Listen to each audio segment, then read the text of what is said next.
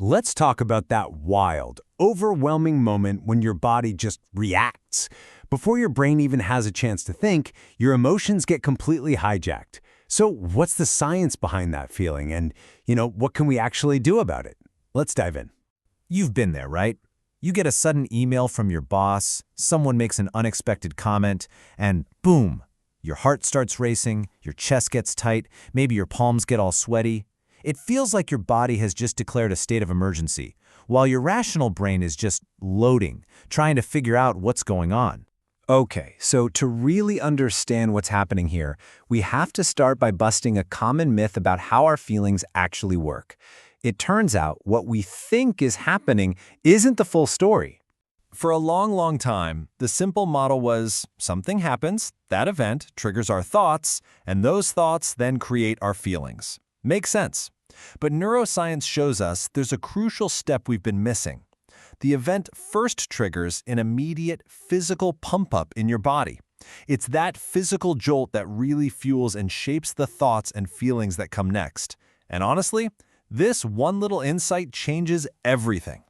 So what's causing this physical pump-up? Well, the answer lies deep inside a very ancient, very powerful part of our brain.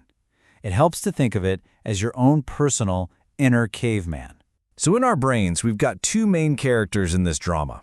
On one side, you have the rational brain, your prefrontal cortex. It's thoughtful, it's logical, and it's kind of slow.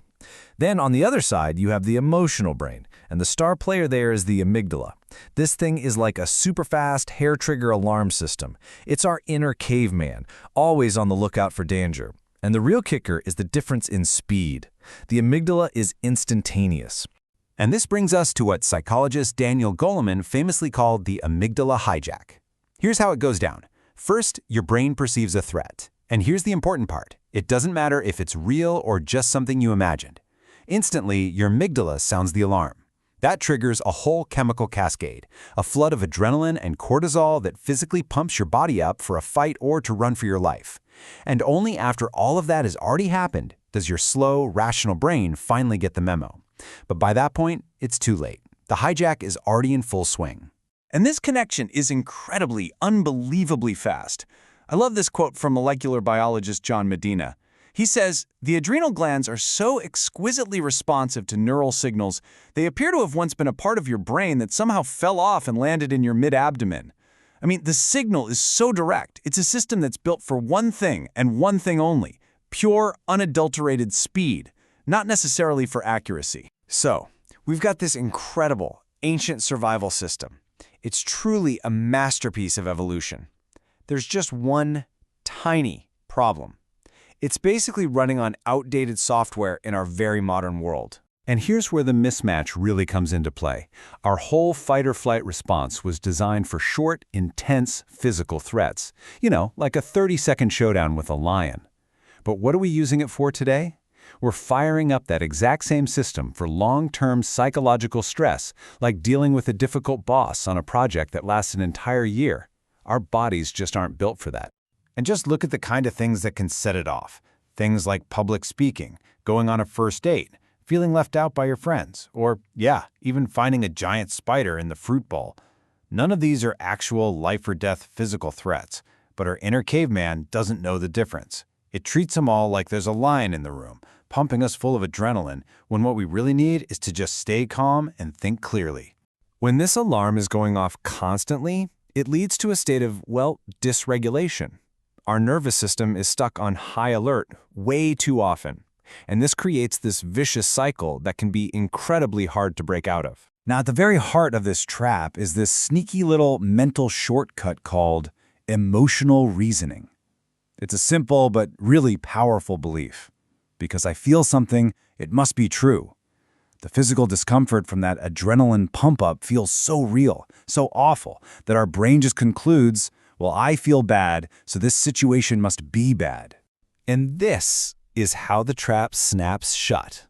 That intense physical feeling actually skews our memory of what happened, making it seem way more threatening in hindsight than it actually was. So, what do we do?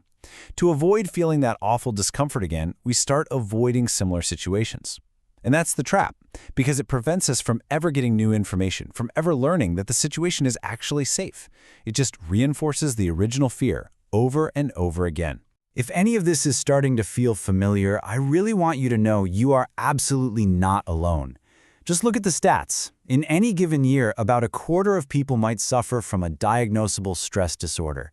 And over the course of a lifetime, that number jumps to half of us. This is a deeply, deeply human experience. It is so important to realize this isn't some kind of personal failing. It's not a flaw in your character. As cognitive scientist Gary Marcus puts it, our brains were cobbled together by evolution. They aren't perfect, rational machines that always come to the right conclusion. This little glitch, it's a feature of our original design. Okay, but here is the really, really good news. Just because our brains come wired this way from the factory doesn't mean we're stuck with it. We actually have the power to create new wiring. And that power comes from an incredible concept called brain plasticity. It's just a fancy way of saying our brains aren't fixed. They're not set in stone. They can change, adapt, and form new connections based on our experiences. By consciously learning and doing, we can literally build new, more helpful pathways in our brain. So here's a practical 4-step playbook based on cognitive behavioral therapy to do just that. First step, just build awareness. Start noticing when your body is pumping up. That's it. Step 2, cool down.